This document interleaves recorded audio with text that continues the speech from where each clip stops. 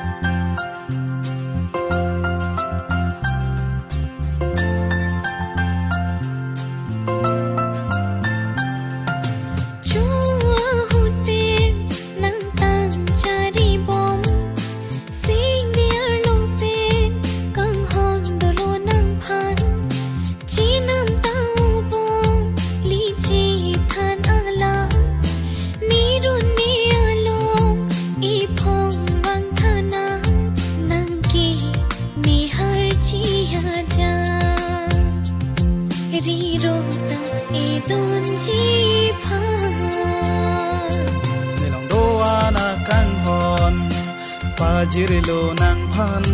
sing bia kang sampe nang deng thani kang hon run boche jiao pan run boche jiao pan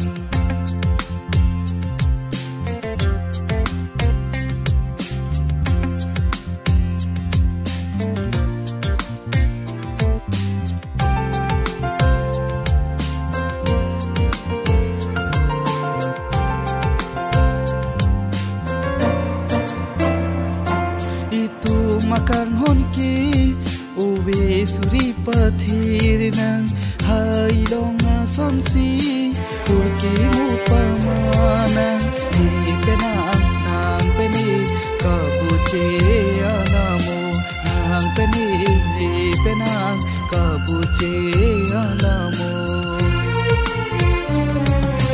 doana kan hon pajirelo nang phan bia kang sampe nang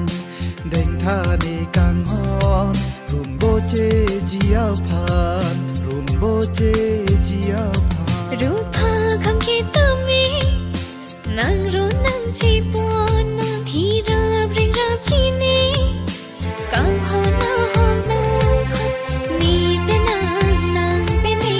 ching hon an ting ni ni pe nang pe ni ching